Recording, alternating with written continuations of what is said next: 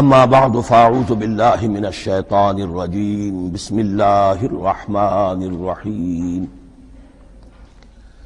الحمد للہ رب العالمین الرحمن الرحیم مالک یوم الدین ایاک نعبد و ایاک نستعین اہدنا الصراط المستقیم صراط الذين أنعمت عليهم غير المغضوب عليهم ولا الضالين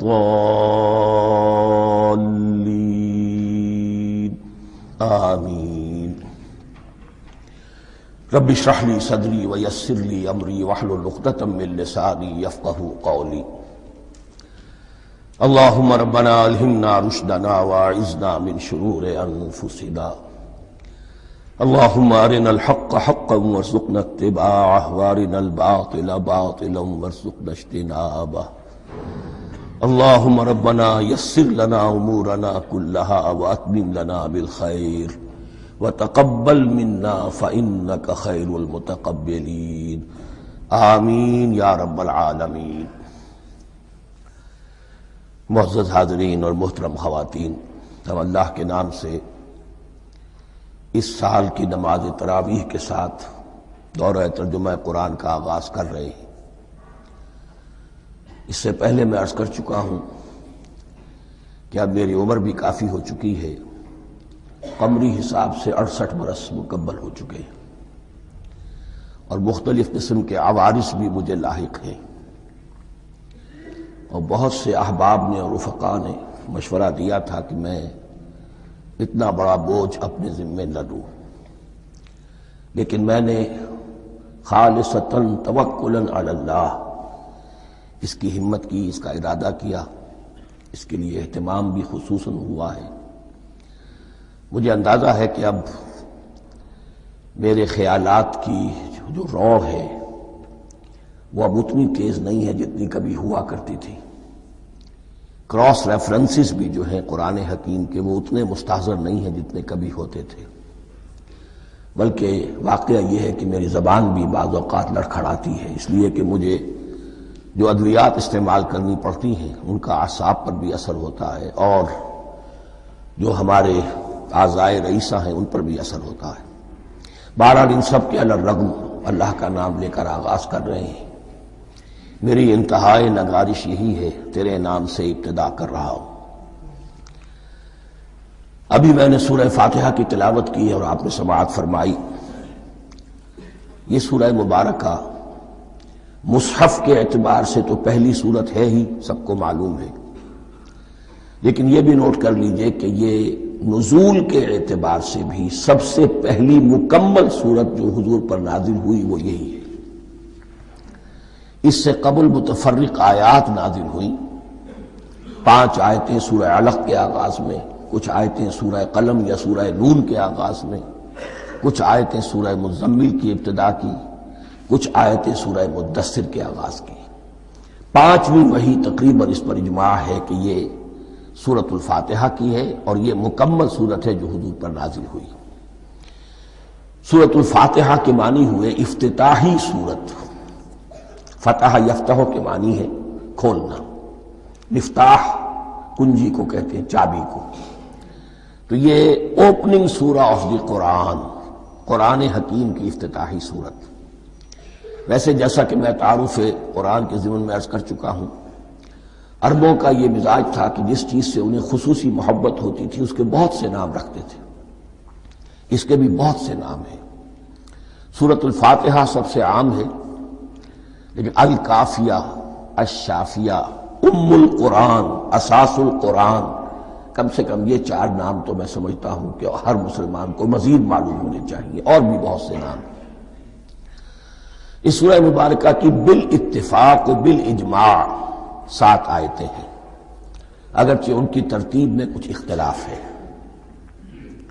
ایک رائے، یہ رائے امام شافعی کی بھی ہے، اور بصرہ کے جو قراء تھے ان کی بھی ہے، کہ آیت بسم اللہ بھی سورہ فاتحہ میں شامل ہے، اس کا جز ہے۔ وہ اس کو شامل کر کے پھر 7 آیتیں بناتے ہیں، تو آخری جنہیں ہم دو آیتیں سمجھتے ہیں صراط الذین انعمت علیہم غیر المغضوب علیہم ولا الضالین، وہ ان کے نزدیک ایک آیت ہے۔ تو گویا کہ نتیجہ یہ نکلا کہ آیتوں کی تعداد 7 ہی رہتی ہے۔ امام ابو حنیفہ رحمۃ اللہ علیہ کا موقف اور کوفے کے جو قراء تھے ان کا بھی موقف یہ ہے کہ آیت بسم اللہ نہ سورہ فاتحہ کا جز ہے نہ کسی اور سورت کا جز ہے، سوائے ایک مقام پر جہاں حضرت سلیمان علیہ السلام کا خط جو ہے نقل ہوا ہے، جنہوں نے ملکہ سبا کو لکھا تھا انہ من سلیمان و انہ بسم اللہ الرحمن الرحیم، تو قرآن کے متن میں صرف اسی جگہ پر یہ آیت شامل سمجھتے ہیں، باقی یہ صرف علامت کے طور پر کہ یہاں سے ایک نئی سورت شروع ہو رہی ہے درج کی گئی ہے۔ اس سورہ مبارکہ کو الصلاح قرار دیا گیا ایک حدیث میں، اس کا جو اسلوب ہے وہ دعا کا ہے، اور دعا کے ساتھ اس کی جو مناسبت ہے اور پھر اسی کی وجہ سے ہماری نماز کا یہ جزو لا ینفک بنا دیا گیا، بلکہ ایک حدیث جو میں آپ کو سناؤں گا اس میں اسی کو نماز قرار دیا گیا، الصلاح یہی ہے۔ ویسے وہ حدیث مبارک موجود ہے من لم یقرأ بفاتحۃ الکتاب لا صلاۃ لمن لم یقرأ بفاتحۃ الکتاب، جو شخص سورہ فاتحہ کی تلاوت نہیں کرتا اس کی کوئی نماز نہیں۔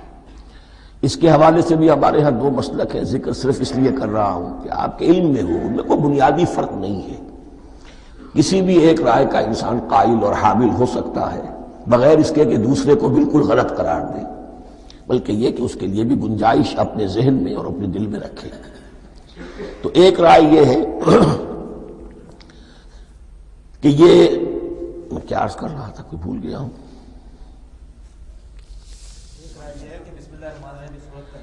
جی، اور دوسری آیت یہ ہے کہ اس کا حصہ نہیں ہے، اسی اعتبار سے یہ کہ یہ سورہ مبارکہ نماز میں پڑھی جانی ضروری ہے، لا صلاۃ لمن لم یقرأ بفاتحۃ الکتاب۔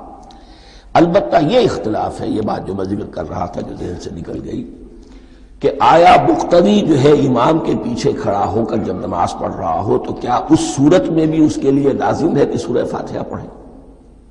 اس میں دو رائے ہو گئی، بلکہ تین۔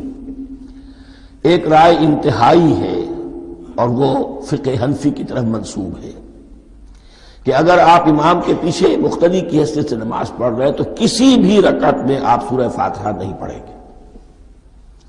ایک دوسری بالکل برعکس رائے ہے، وہ امام شافعی رحمۃ اللہ علیہ کی ہے کہ ہر حالت میں چاہے امام جہری رکعت پڑھا رہا ہو جس میں وہ بلند آواز سے سورہ فاتحہ پڑھ رہا ہو اور چاہے وہ سری رکعت ہو، ہر حالت میں مقتدی کو بھی پڑھنی ہے۔ ایک تیسری رائے بین بین ہے، وہ امام مالک کی ہے رحمۃ اللہ علیہ، کہ جو سری رکعت ہے جس میں کہ امام بھی خاموشی سے پڑھ رہا ہے مقتدیوں کو بھی پڑھنی چاہیے، جو جہری رکعت ہے جس میں کہ امام بلند آواز سے پڑھ رہا ہے اس میں مقتدیوں کو خاموش رہ کر پوری توجہ جو ہے سننے پر صرف کر دینی چاہیے۔ اذا قرئ القرآن فاستمعوا له وانصتوا، جب قرآن پڑھا جا رہا ہو تو پوری توجہ اس کے پڑھنے پر مرکوز کر دو اور خود خاموش رہو۔ میرے اپنی رائے میں یہ تیسری رائے سب سے زیادہ صائب ہے اور اس میں کسی طرح کی بھی کوئی پیچیدگی پیدا نہیں ہوتی۔ بہرحال اس سورہ مبارکہ کا جو اسلوب ہے میں نے عرض کیا دعائیہ ہے، البتہ قرآن مجید کے علم اور حکمت کے اعتبار سے، اس کے فلسفے کے اعتبار سے ایک بات سمجھ لینی چاہیے۔ قرآن کا فلسفہ یہ ہے کہ بنیادی ہدایت ہر انسان کے دل میں موجود ہے، بالقوہ، پوٹینشلی۔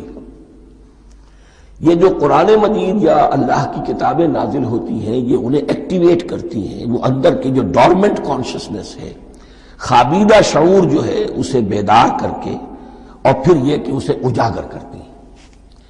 ہر سلیم الفطرت انسان اور سلیم العقل انسان، دو سلامتی شرط ہیں۔ سلیم الفطرت، نیچر پرورٹڈ نہ ہو، فطرت مسخ نہ ہو گئی ہو، عقل سلیم ہو، ان دونوں چیزوں کا نتیجہ یہ نکلتا ہے کہ وہ انسان از خود بغیر کسی وحی کی رہنمائی کے، بغیر کسی نبی کی تعلیم کے سے استفادہ کیے ہوئے از خود بھی کچھ حقائق تک پہنچ جاتا ہے۔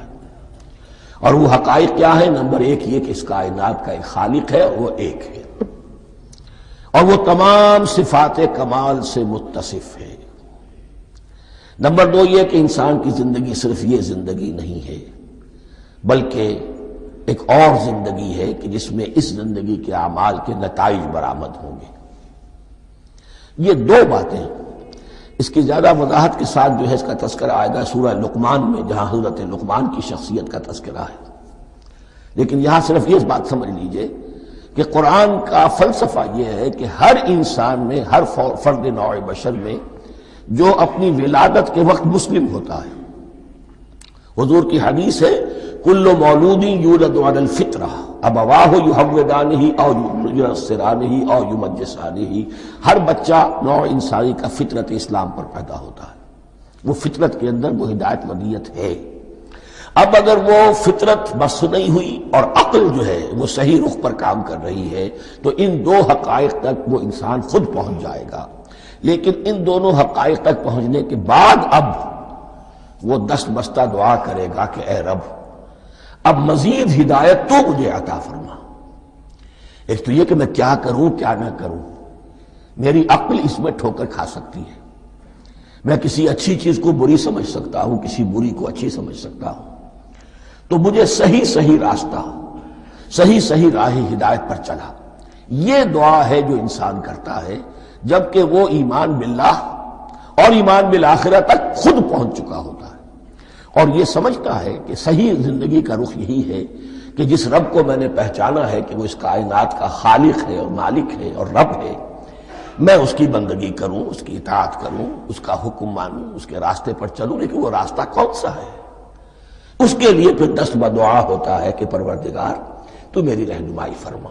یہ مقام ہے کہ جہاں آپ سمجھ لیجئے اپنے آپ کو بھی آج اس جگہ پر تصور کرتے ہوئے پھر اس سورہ مبارکہ کو پڑھیے کہ آپ اس مقام پر اللہ کے فضل و کرم سے پہنچ چکے ہیں کہ اللہ کو آپ نے پہچان لیا اور اس کی توحید کو جان لیا، اس کی جملہ صفات کمال سے آپ واقف ہو گئے۔ آپ یہ بھی جان گئے کہ بڑھ کر اس کے حضور میں حاضر ہونا ہے اور وہ حساب کتاب لے گا۔ پھر آپ نے یہ عہد بھی کر لیا کہ اب زندگی گزارنی ہے اس رب کی بندگی میں، اسی کی فرما برداری میں۔ اب یہاں کھڑے ہو کر آپ پوچھتے ہیں کہ اللہ مجھے وہ تفصیلی ہدایت عطا فرما، ایسا نہ ہو کہ کبھی میں کسی راستے پر چلتا ہوا کسی پگڈنڈی پر مڑ جاؤں اور وہ تھوڑی سی جو ڈیوییشن ہو میرے راستے کی وہ میری عاقبت کو برباد کر دے۔ یک لحظہ غافل گشتم و 100 سال راہم دور شد، اس لیے کہ ہوتا یہی ہے سیدھے راستے سے ذرا سی کوئی پگڈنڈی جو ہے تھوڑے سے اینگل پر نکلی ہے، لیکن جب چلتے جائیں گے آپ تو جتنے آگے بڑھیں گے اس پر، اس راہ صراط مستقیم سے آپ اتنے ہی زیادہ دور ہوتے چلے جائیں گے۔ یہ ہے قرآن مجید کی حکمت اور فلسفے کے اعتبار سے اس سورہ مبارکہ کا مقام۔ اب آئیے ہم بسم اللہ کرتے ہیں۔ بسم اللہ الرحمن الرحیم، شروع کرتا ہوں میں اللہ کے نام سے جو رحمان اور رحیم ہے۔ اس پر کچھ گفتگو ہو چکی ہے تعارف قرآن کے ضمن میں کہ رحمان اور رحیم 2 نام ہیں کہ جو رحمت کے مادے سے نکلتے ہیں۔ رحمان میں اللہ تعالیٰ کی رحمت کا جوش، ہیجانی کیفیت، طوفانی کیفیت، اور رحیم میں اللہ تعالیٰ کی رحمت کا دوام اور تسلسل۔ یہ دونوں کیفیات اللہ کی رحمت میں بیک وقت موجود ہیں، جس کا ہم تصور نہیں کر سکتے۔ ہم سمندر کو دیکھتے ہیں، متلاطم سمندر ہے، اس میں ہیجان ہے، طوفان ہے۔ دریا کو دیکھتے ہیں کہ وہ سکون کے ساتھ چل رہا ہے، خاموشی سے چل رہا ہے، بہہ رہا ہے، بس تسلسل کے ساتھ بہہ رہا ہے۔ ہم ان دونوں کیفیات کو علیحدہ علیحدہ دیکھتے ہیں تو ہمارا ذہن ان دونوں کو بیک وقت اس کا تصور نہیں کر سکتا، تخیل ممکن نہیں۔ لیکن اللہ کی رحمت کی یہ دونوں شانیں مستقلاً ہر وقت موجود ہیں، بیک وقت، اسی لیے ان دونوں کے درمیان کہیں حرف عطف نہیں آئے گا۔ بسم اللہ الرحمن الرحیم، الحمدللہ رب العالمین۔ کل حمد، اور حمد کو ذہن میں رکھ لیجئے، حمد مساوی ہے تعریف جمع شکر۔ عام طور پر ترجموں میں ایک لفظ لایا جاتا ہے، کل تعریف اللہ کے لیے، یہ کافی نہیں ہے۔ تعریف آپ کسی شے کی کر سکتے ہیں جس میں کوئی حسن ہے، خوبی ہے، کسی بھی اعتبار سے، خواہ آپ کو اس کے حسن و خوبی سے کوئی فائدہ حاصل نہیں ہو رہا۔ ایک پھول ہے، بہت خوبصورت ہے، بس ٹھیک ہے، خوبصورت ہے، آپ نے کہا، تعریف کر دی۔ شکر کرتے ہیں آپ اس شے کا جس سے آپ کو کوئی فائدہ پہنچا ہو، استفادہ ہوا ہو، آپ کی کوئی ضرورت پوری ہوئی ہو، آپ کی کوئی مشکل رفع ہوئی ہو۔ اور آپ دیکھیں گے کہ حمد میں یہ شکر کا پہلو غالب ہے۔ جتنی بھی دعائیں ہیں حضور سے منقول، شکر کے مقام پر وہاں حمد آتا ہے۔ بھوک لگی ہوئی تھی، کھانا کھایا، الحمدللہ الذی اطعمنی وسقانی۔ اب یہاں دیکھیے ترجمہ تعریف نہیں، شکر ہے اس اللہ کا جس نے مجھے کھلایا اور پلایا۔ آپ بیت الخلاء سے باہر آئے، نجاستیں آپ سے دور ہو گئیں، طبیعت میں انشراح ہوا، الحمدللہ الذی اذھب عنی الاذی وعافانی۔ وہ شکر ہے اس اللہ کا جس نے اذیت بخش چیزیں مجھ سے دور کر دیں اور مجھے عافیت بخشی۔ تو یہ الحمدللہ رب العالمین، اللہ تعالیٰ کا حسن و کمال اور حسن و جمال اپنی جگہ بھی اس انتہا کا ہے کہ جتنی تعریف اس کا حق ہے ہم کر ہی نہیں سکتے، لیکن اس کے احسانات اور انعامات ہم پر اتنے ہیں کہ ہم ان کو بھی گن نہیں سکتے۔ لہذا ایک ہی احساء ہم نے کر دیا الف لام کے ساتھ، الحمدللہ رب العالمین۔ تمام تعریفیں اور کل شکر اللہ کے لیے ہیں کہ جو تمام جہانوں کا پروردگار ہے، رب ہے، مالک ہے۔ رب میں ایک مفہوم ہوتا ہے ربوبیت کا، اور اس میں مفہوم شامل ہوتا ہے تربیت کا، ربیانی صغیرہ۔ تو مالک ہونا اور تربیت دینا، آپ جس شے کے مالک ہوں گے آپ چاہیں گے اس میں بڑھوتری ہو، اس میں اضافہ ہو، وہ نشو و نما پائے۔ تو یہ دونوں چیزیں آپس میں ایک دوسرے کا جڑی ہوئی ہیں، پروردگار بھی اور مالک بھی۔ عام طور پر عربی میں رب کا لفظ مالک کے لیے آتا ہے، رب البیت، رب الدار، رب المال۔ تو مالک وہاں پر ظاہر بات ہے کہ اس سے مراد کیا ہے، مال والا، گھر والا، گھر کا مالک۔ تو کل شکر اور کل تعریف اس اللہ کے لیے ہے جو تمام جہانوں کا مالک بھی ہے اور پروردگار بھی ہے۔ الرحمن الرحیم، رحمان ہے اور رحیم ہے۔ اب دوبارہ اس کی میں وضاحت نہیں کروں گا۔ مالک یوم الدین، یوم دین کا مختار مطلق ہے۔ دین عربی زبان میں کہتے ہیں بدلے کو، دناہم کما دانو، کما تدینو تو دانو، یہ کہاوت ہے۔ جیسے اردو میں ہم کہتے ہیں جیسا کرو گے ویسا بھرو گے، کما تدینو تو دانو، تو یہ ہے بدلہ۔ اس کا بنیادی مفہوم جو ہے وہ بدلہ ہے۔ تو بدلے کا ایک دن ہے جس دن فیصلہ ہوگا کہ کون کیا کما کر لایا ہے اور اسے کیا بدلہ ملنا چاہیے۔ آیا اس کا برائیوں کا پلڑا بھاری ہے کہ اسے سزا ملنی چاہیے، یا اس کی حسنات اور نیکیوں کا پلڑا بھاری ہے کہ اسے جزا ملنی چاہیے، اس کا انعام اور اکرام کے ساتھ معاملہ کیا جانا چاہیے۔ وہ ایک دن ہے، اسے ہم یوم القیامہ کہتے ہیں۔ اور لیکن اصل بات جو یہاں کہی گئی، یعنی ایک جملے میں تین باتوں کا اعتراف ہو رہا ہے۔ بعث بعد الموت، ایک دن آئے گا کہ ہم مرنے کے بعد تمام انسان اٹھا لیے جائیں گے، پھر حساب و کتاب، پھر اللہ کے ہاں حاضری ہوگی اور حساب کتاب ہوگا۔ اور تیسرے یہ کہ اس حساب کتاب کے دن کا مختار مطلق اللہ ہے، یعنی کسی اور کو اپنے ذہن میں سہارا بنا کر آپ زندگی گزاریں کہ وہ مجھے چھڑا لے گا، یا وہ ہستی جو ہے اتنی زوردار ہے کہ وہ مجھے بچا لے گی، اس سے اپنے دل کو، اپنے ذہن کو بالکل پاک کر لیجئے۔ مالک یوم الدین، ایک دوسری جگہ پر قرآن میں آیا ہے، اس روز کوئی پکارنے والا پکارے گا، لمن الملک اليوم للہ الواحد القہار، آج کے دن کس کا اختیار مطلق ہے؟ اور پھر کہا جائے گا اللہ کے لیے، الواحد قہار، جو پوری طرح چھایا ہوا ہے، مستولی ہے۔ تو مالک یوم الدین، جو جزا و سزا کے دن کا مالک ہے۔ اب یہاں سے کلام ایک رخ بدل رہا ہے۔ ابھی تک تو یہ غائبانہ انداز میں کلام ہو رہا ہے، اللہ سے خطاب نہیں آیا اس میں ابھی۔ الحمدللہ رب العالمین الرحمن الرحیم مالک یوم الدین۔ اب خطاب ہے، ایاک نعبد و ایاک نستعین، ہم صرف تیری ہی بندگی کرتے ہیں اور کریں گے، اور ہم صرف تجھ ہی سے مدد مانگتے ہیں اور مانگیں گے۔ یہ ترجمہ میں کیوں کر رہا ہوں کہ یہ فعل مضارع ہے۔ عربی زبان میں فعل مضارع حال اور مستقبل دونوں کو کور کرتا ہے۔ کا جو ہے مفعول فاعلی جو ہے، مفعول جو ہے اس میں ضمیر مفعولی، اسے پہلے لا کر حشر کا مضمون پیدا ہو گیا۔ ہم تیری بندگی کرتے ہیں نہیں، ہم تیری ہی بندگی کرتے ہیں اور کریں گے۔ حال میں ترجمہ کیجئے تو یہ اظہار حال ہے، اور مستقبل میں ترجمہ کیجئے تو یہ ایک عہد ہے، قول و قرار ہے، بہت بڑا معاہدہ ہے۔ وَإِيَّاكَ نَسْتَعِينُ، اور صرف تجھ ہی سے مدد مانگتے ہیں اور مانگیں گے۔ اس میں بھی حال کا ترجمہ اظہار حال، اللہ کرے کہ واقعی ہمارا حال وہی ہو، جب ہم یہ الفاظ کہتے ہیں تو واقعتاً ہم اس پر پورے اتر رہے ہوں کہ اسی کی بندگی کر رہے ہوں اور اسی سے ساری استعانت اور استمداد کر رہے ہوں۔ جہاں تک مستقبل کا تعلق ہے وہ پھر ایک عہد ہے، اہدنا الصراط المستقیم، یہ مقام وہ آ گیا کہ یہاں تک تو اے پروردگار ہم پہنچ گئے، تیرے فضل سے، تیرے کرم سے، فطرت سلیمہ بھی تیری عطا کردہ تھی، عقل سلیم بھی تیری ودیعت کردہ تھی، ان دونوں کی روشنی سے ہم یہاں تک تو پہنچ گئے۔ اب ہماری جو ضرورت ہے، احتیاج ہے، وہ کیا ہے؟ اہدنا الصراط المستقیم، ہدایت بخش ہمیں سیدھے راستے کی۔ یہاں دو باتیں سمجھ لیجئے، انفرادی سطح پر انسان کے لیے نہ معلوم کتنے مرحلے آتے ہیں ہر روز کہ جس میں وہ ایک ٹھٹک کر کھڑا ہو جاتا ہے، یہ کروں یا یہ کروں، دو آلٹرنیٹو سامنے آ رہے ہیں، فیصلہ کرنا مشکل ہو رہا ہے، قدم قدم پر ہدایت کی ضرورت ہے۔ اور اجتماعی طور پر نوع انسانی تین بڑے بڑے تمدنی مسائل میں واقعہ یہ ہے کہ تسلیم کر لیا جانا چاہیے کہ عقل انسانی اس کو راستہ نہیں دکھا سکتی۔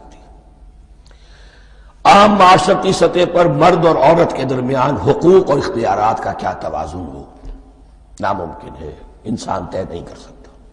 انسان یا مرد ہے یا عورت ہے، عورت سوچے گی اپنے لحاظ، اپنے جذبات کا، اپنے خیالات کا لحاظ رکھے گی، مرد کے جذبات و احساسات کا اسے کوئی اس کا کوئی تصور ہی ممکن نہیں۔ مرد سوچے گا اسے اپنے احساسات معلوم ہے، لیکن یہ کہ عورت کے احساسات سے وہ نابلد ہے، ان کو محسوس کر ہی نہیں سکتا، لا محالہ وہ اپنے بارے میں وہ جو بھی نظام بنائے گا اس میں وہ اپنی بالادستی رکھے گا۔ وہ تو ایک ہی ہستی ہو سکتی ہے کہ جو دونوں کی خالق ہے، مرد کی بھی عورت کی بھی، اور اس کو دونوں سے محبت ہے، دونوں کا خیر خواہ ہے، دونوں کا رب ہے، دونوں کو پروان چڑھانا چاہتا ہے۔ اسی طرح فرد اور معاشرہ یا ریاست، حکومت اور ریاست ہمیشہ یہ چاہتی ہے کہ سارے اختیارات ہمارے ہاتھ میں آ جائیں، ٹوٹلیٹیرین سوسائٹی ہو، بس ہم حکم دیں اور لوگ اس پر چلیں۔ افراد یہ چاہتے نہیں، ہمیں آزادی ہونی چاہیے۔ اب آپ دیکھیے کہ دنیا میں کتنے جھگڑے چلتے ہیں اسی پر، فریڈم فریڈم فریڈم۔ وہ فریڈم واقعتاً اپنی جگہ پر ایک شے ہے، افراد کی آزادی ہونی چاہیے، لیکن افراد کی آزادی اتنی نہ ہو جائے کہ وہ مادر پدر آزاد ہو جائے، کوئی قانون، کوئی قاعدہ، کوئی اخلاقی کوئی حدود اور قیود جو ہے ان کا پابند نہ رہے۔ تو اب کہاں ہے وہ نقطہ اعتدال کہ جس میں انسان کی انفرادی آزادی، انفرادی اختیار اور ادھر اجتماعی مصلحتیں جو ہیں ان کو بیلنس کیا جا سکے؟ انسان طے نہیں کر سکتا، صرف اللہ ہی اس کے لیے نظام دے سکتا ہے۔ تیسرا مسئلہ ہے سرمایہ اور محنت، اس میں کیا توازن ہو؟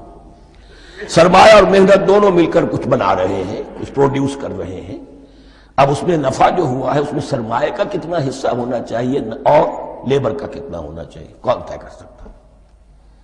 اس کے لیے بھی کہ ایسا نہ ہو کہ سرمایہ داری جو ہے آکاش بیل بن کر پورے معاشرے پر چھا جائے اور غریب بیچارہ، مزدور بیچارہ، کاشتکار بیچارہ وہ گویا کہ چکی کے دو پارٹوں میں پس کر رہ جائے، اس کی کوئی حیثیت نہ رہ جائے۔ لیکن یہ کہ دوسری طرف اگر یہ کہ مزدور کا جو حق ہے اس سے زیادہ اس کو دے دیا جائے تو سرمایہ جو ہے وہ سکڑ جائے گا، شائی ہو جائے گا، وہ پھر میدان میں نہیں آئے گا۔ کیا کیا جائے؟ کون سا نقطہ عدل و اعتدال ہے؟ یہ تین مسائل ایسے ہیں، اہدنا الصراط المستقیم۔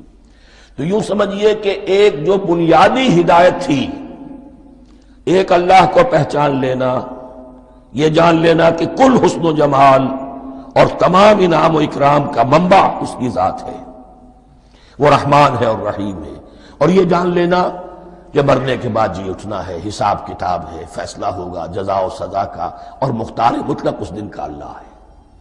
پھر یہ عہد کر لینا ایاک نعبد و ایاک نستعین۔ اس کے بعد دعا، پروردگار ہمیں ہدایت پر قائم رکھ، ہماری ہدایت میں اضافہ فرما۔ اس ہدایت کے لفظ کو سمجھ لیجئے، بنیادی ہدایت، تفصیلی ہدایت، قدم قدم پر ہدایت، ہدایت پر ہدایت، والذین اہتدوا زادہم ھدی، جو لوگ ہدایت کے راستے پر آتے ہیں اللہ ان کی ہدایت میں اضافہ کرتا ہے۔ تو یہ قدم قدم پر ہمیں ہدایت کی ضرورت ہے اور مرحلہ وار ضرورت ہے۔ ہدایت اس کو بھی کہتے ہیں کہ کسی نے آپ سے کوئی پتہ پوچھا، آپ نے کہا ادھر جانا، پھر دوسری گلی میں مڑنا، پھر جانا دو تین لائٹیں چلے جانا، پھر مڑنا وغیرہ وغیرہ، یہ بھی ہدایت ہے، نظری طور پر آپ نے بتایا ہے۔ ایک ہدایت یہ ہوئی کہ بھائی میں چلتا ہوں آپ کے ساتھ، میں آپ کو وہاں تک پہنچا دوں گا تاکہ آپ کو دقت نہ ہو، آپ نے منزل تک پہنچا دیا۔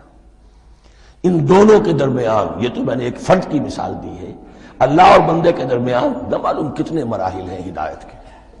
تو کسی وقت بھی انسان اپنے آپ کو ہدایت خداوندی سے مستغنا نہیں سمجھ سکتا، اور نہیں تو پروردگار جو ہدایت دی ہے اس پر ہدایت پر قائم رکھ۔ کیا پتہ شیطان کا کوئی حملہ، کیا پتہ ہمارے نفس کی کوئی شرارت کسی ایسے رخ پر ہمیں ڈال دے کہ اب تک کی ساری کمائی بھی ضائع ہو جائے۔ لہذا یہ نہ سمجھیے کہ جب یہ ساری چیزیں ان کو معلوم تھی، ان چیزوں کا تو اقرار کر رہے تو اب ہدایت کون سی مانگ رہے؟ تو ہدایت کا تو بڑا میدان کھلا ہوا ہے، اور اس ہدایت کی وہ جو میں نے آخری شکل آپ کو بتائی ہے کہ منزل مقصود تک پہنچا دے، یہ ہدایت بھی قرآن مجید میں اس معنی میں بھی لفظ آیا ہے کہ اہل جنت جب جنت میں داخل ہوں گے تو جو ترانہ حمد ان کی زبان پر اس وقت ہوگا وہ کیا ہے؟ الحمدللہ الذی ہدانا لہذا وما کنا لنہتدی لولا ان ہدانا اللہ۔ کل شکر اس اللہ کا جس نے ہمیں یہاں تک پہنچا دیا، ہدایت دی جہاں تک پہنچا دیا، اور ہم ہرگز نہ پہنچ پاتے، ہم ہرگز ہدایت یافتہ نہ ہو سکتے اگر اللہ ہی ہمیں ہدایت نہ دیتا۔ اہدنا الصراط المستقیم، سیدھا راستہ، صراط الذین انعمت علیہم، اب اس کی مزید وضاحت ہے، راستہ اس کا ان لوگوں کا جن پر تیرا انعام ہوا۔ یہ کون لوگ ہیں؟ اس کی وضاحت آپ کو ملے گی سورہ نساء میں، من یطع اللہ والرسول فاولئک مع الذین انعم اللہ علیہم من النبیین والصدیقین والشہداء والصالحین۔ چار طبقات ہیں منعم علیہم جن پر اللہ کا انعام ہوا ہے۔ چوٹی پر انبیاء کرام، اس کے بعد صدیقین کرام، اس کے بعد شہداء عظام، اس کے بعد عام صالح مسلمان، صالح ہو۔ یہ بیس لائن ہے، اس سے اوپر کا درجہ شہداء کا ہے، اس سے اوپر کا درجہ صدیقین کا ہے، اور پھر اس سے اوپر کا درجہ انبیاء کا ہے۔ انبیاء میں سے پھر وہ بھی ہوتے ہیں کہ جو اولو العزم میں من الرسل ہیں، لیکن یہ چار طبقات ہیں، ان کے راستے پر ہمیں چلا۔ غیر المغضوب علیہم ولا الضالین، جو مغضوب علیہم نہیں ہوئے، جن پر تیرا غضب نہیں ہوا، اور غضب ہوتا ہے ان پر کہ جو ہدایت کے واضح ہونے کے بعد ہدایت کو ترک کر دیں، وہ ہے مغضوب علیہم۔ جنہیں ہدایت مل گئی ہو، ہدایت کو پہچان لیا ہو، پھر اپنی شرارت نفس کی وجہ سے، اپنی نفسانیت کی وجہ سے، اپنے تکبر کی وجہ سے، اپنے حسد کی وجہ سے وہ اس حق کو رد کر دیں، اس کو ترک کر دیں، ان پر اللہ کا غضب آتا ہے۔ اور اس میں اس کی بہت بڑی مثال تاریخ کے اعتبار سے یہودی ہے۔ اللہ نے انہیں ہدایت دی، کتابیں عطا کی، تورات، انجیل، زبور، سینکڑوں نبی ان میں مبعوث کیے، 1400 برس تک نبوت کا تار ٹوٹا ہی نہیں، مسلسل۔ ابتدا میں بھی 2 نبی، موسیٰ اور ہارون، اور اختتام پر بھی 2 نبی، عیسیٰ اور یحییٰ علیہ السلام، اور ان کے مابین کوئی لمحہ نہیں آیا ہے تاریخ بنی اسرائیل میں جبکہ کوئی نہ کوئی نبی موجود نہ ہو۔ لیکن انہوں نے اپنی شرارت نفس کی وجہ سے ہدایت تورات سے بھی منہ موڑا، اور پھر سب سے بڑی بات یہ کہ ہدایت محمدی سے، ہدایت قرآنی سے بھی صلی اللہ علیہ وسلم منہ موڑا، وہ ہے مغضوب علیہم ولا الضالین، اور نہ ہی گمراہ ہوئے۔ یہ لفظ جو آتا ہے عربی زبان میں گمراہ کا بھی ہے اور تلاش حق میں بھٹکنے والے کا بھی ہے۔ ایک وہ شخص ہے جس پر حق ابھی واضح نہیں ہوا، وہ تلاش میں ہے، اس کے لیے بھی ضال کا لفظ آئے گا۔ اسی طرح کوئی شخص کسی کے عشق اور محبت میں ایسا ہو جائے، دیوانہ ہو جائے، اس کو بھی ضال کہتے ہیں، یعنی اس کے اوپر جذبات کا اتنا غلبہ ہو گیا ہے کسی کی محبت اور عشق کی بنا پر۔ تو حضور کے لیے یہ لفظ آیا ہے وَوَجَدَكَ ضَالًّا فَهَدَىٰ، اور یہ تو سورۃ الضحیٰ ہے، اکثر بیشتر لوگوں کو یاد ہوگی تو یہ جو ضلال کا لفظ ہے اس میں سمجھ لیجئے ضروری نہیں ہے کہ وہ گمراہ ہو، بلکہ وہ بھی کہ جو ابھی راہ ہدایت کی طلب میں اس کے حصول کے لیے اس کی تلاش میں کوشاں ہیں، اور وہ بھی کہ جو کسی مغالطے کی وجہ سے حق سے منحرف ہو جائے۔ یہ بھی جان لیجئے کہ ایک ہے بدنیتی، تکبر، حسد، حق کو جان کر پہچان کر رد کر دینا یا چھوڑ دینا یا ترک کر دینا، ایک ہے کسی غلطی میں، کسی جذبات کے اندر آ کر، کسی غلو کے اندر مبتلا ہو کر اور حق سے منحرف ہو جانا۔ اس کی جو سب سے بڑی مثال ہے وہ نصارہ ہے، عیسائی ہے۔ حضرت مسیح کو انہوں نے مانا لیکن غلو کیا، یہ لفظ آئے گا آگے، لا تغلو فی دینکم، اپنے دین میں غلو نہ کرو۔ جیسے ہمارے ہاں بھی بعض لوگ ہیں جو حضور صلی اللہ علیہ وسلم کی تعریف میں، حضور صلی اللہ علیہ وسلم کے ساتھ اپنی محبت کے اظہار میں غلو کر جاتے ہیں۔ یہ انتہا درجے کو ہو گیا تھا حضرت مسیح علیہ السلام کے ماننے والوں میں، اور اس کی بنا پر انہوں نے تثلیث کا عقیدہ ایجاد کر لیا اور حضرت مسیح علیہ السلام کو اللہ کا بیٹا بنا دیا۔ تو اس کی سب سے بڑی مثال ضالین کی اس اعتبار سے کہ ہدایت پانے کے بعد کسی بدنیتی سے نہیں بلکہ کسی اچھے جذبے میں غلو کی وجہ سے، رسول سے محبت کرنا تو اچھا جذبہ ہے لیکن یہ محبت بھی ایک حد میں رہنی چاہیے، غلو کرے گی تو ظاہر بات ہے کہ اس کے بعد وہ گمراہی کی طرف لے جائے گی۔ تو یہ ہے اس سورہ مبارکہ کا ترجمہ، اور اس کے بعد آخر میں آمین کہنا یہ مسنون بھی ہے، کہنا چاہیے۔ البتہ اختلاف یہاں بھی صرف اتنا ہے کہ نماز میں جب آپ امام کے ساتھ ہیں، وہ اگر جہری قرات کر رہا ہے تو آیا اس کے بعد آپ کو بھی بالجہر کہنا ہے آمین یا نہیں کہنا، یہ اختلاف ہے، ان میں کوئی فرق واقع نہیں ہوتا۔ یہ چیز متفق علیہ کہ کہنا ہے آمین، بلکہ یہ آمین تو یہودیوں میں ہے، یہ آمین جو ہے یہ عیسائیوں میں بھی ہے۔ ان کی بھی جو پریئر، لارڈس پریئر ہے، اس کے بعد آمین، وہ آمین کہتے ہیں، وہ فرق، وہ لفظ ایک ہی ہے، اس لیے کہ عبرانی زبان اور عربی زبان، یا تو ہم یہ کہہ سکتے ہیں کہ دونوں بہنیں ہیں، کوئی ایک مشترک زبان تھی ان کی ماں جس کی یہ دو بیٹیاں ہیں، اور یا یہ کہنا پڑے گا کہ عربی زبان کی ماں جو ہے وہ عبرانی زبان ہے۔ بہرحال بڑا قریبی رشتہ عربی کا اور عبرانی کا ہے، اس اعتبار سے وہ آمین۔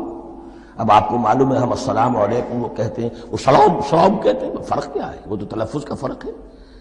اسی طریقے سے اور بہت سے الفاظ ہیں، میں بعد میں بتا۔ اب میں اس سورہ مبارکہ کے بارے میں خاص حدیث آپ کو سنانا چاہتا ہوں، اور اسی سے در حقیقت جو امام ابو حنیفہ کا موقف ہے رحمۃ اللہ علیہ، اس کی حقانیت مزید مبرہن ہو جائے گی۔ یعنی کیا کہ آیت بسم اللہ سورہ فاتحہ کا جز نہیں ہے، سورہ فاتحہ الحمدللہ رب العالمین سے شروع ہوتی ہے۔ وہ میں آپ کو بتانا بھول گیا کہ جن کے نزدیک یہ سورت کا جز ہے وہ پھر جہری قرات میں بسم اللہ الرحمن بھی بلند آواز سے کہیں گے، اور جن کے نزدیک یہ سورہ فاتحہ کا جز نہیں ہے وہ نہیں کہیں گے، وہ الحمدللہ رب العالمین سے قرات کریں گے۔ تو کوئی فرق نہیں ہے بنیادی۔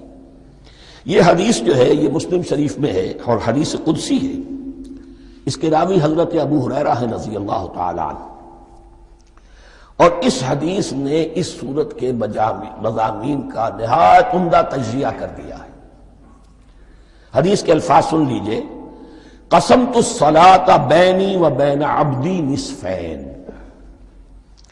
اللہ تعالیٰ فرما رہے ہیں، حدیث قدسی ہے، میں نے نماز کو، صلاۃ کو اپنے اور اپنے بندے کے درمیان آدھا آدھا تقسیم کر لیا۔ فنصفها لی ونصفها لعبدی، اس کا نصف جو ہے وہ میرے لیے ہے اور نصف جو ہے وہ میرے بندے کے لیے ہے۔ ولعبدی ما سأل، اور جو میرے بندے نے مانگا میں اسے دوں گا، میرا وعدہ ہے یا میں نے اسے دیا۔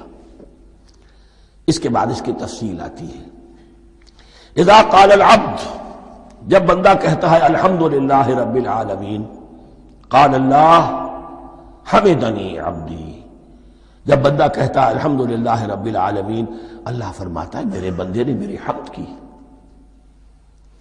وَإِذَا قَالَ الرَّحْمَٰنِ الرَّحِيمِ قَالَ اللَّهُ اثْنَىٰ عَلَيَّ عَبْدِي، جب بندہ کہتا ہے الرحمن الرحیم، اللہ فرماتا ہے میرے بندے نے میری ثنا کی۔ وَإِذَا قَالَ مَالِكِ يَوْمِ الدِّينِ قَالَ اللَّهُ تَعَالَىٰ مَجَّدَنِي عَبْدِي، میرے بندے نے میری تمجید بیان کی، میری بزرگی بیان کی۔ اب یہ تین آیتیں ہو گئیں، تینوں میں اللہ کی حمد ہے، ثنا ہے، تمجید ہے۔ یہ تین آیتیں خالص اللہ کے لیے ہو گئیں۔ اب چوتھی آیت آئی، ایاک نعبد و ایاک نستعین۔ اس کے بارے میں جب بندہ کہتا ہے اذا قال العبد ایاک نعبد و ایاک نستعین، قال اللہ تعالی ھذا ما بینی و بین عبدی ولعبدی ما سأل، یہ میرے اور میرے بندے کے درمیان ہے۔ یہ تو یوں سمجھیے کہ یہ گرہ لگ گئی ہے میرے اور میرے بندے کے مابین۔ اس نے مجھ سے قول و قرار کیا ہے، اس نے میری بندگی کا اعتراف کیا ہے، اس نے تسلیم کیا ہے کہ میری ہی بندگی کرتا ہے اور کرے گا، اور مجھ سے مدد چاہیے ہے۔ ھذا ما بینی و بین عبدی، یہ معاہدہ ہے، معاہدہ دو فریقوں کے مابین ہوتا، یہ میرے اور میرے بندے کے مابین ہے۔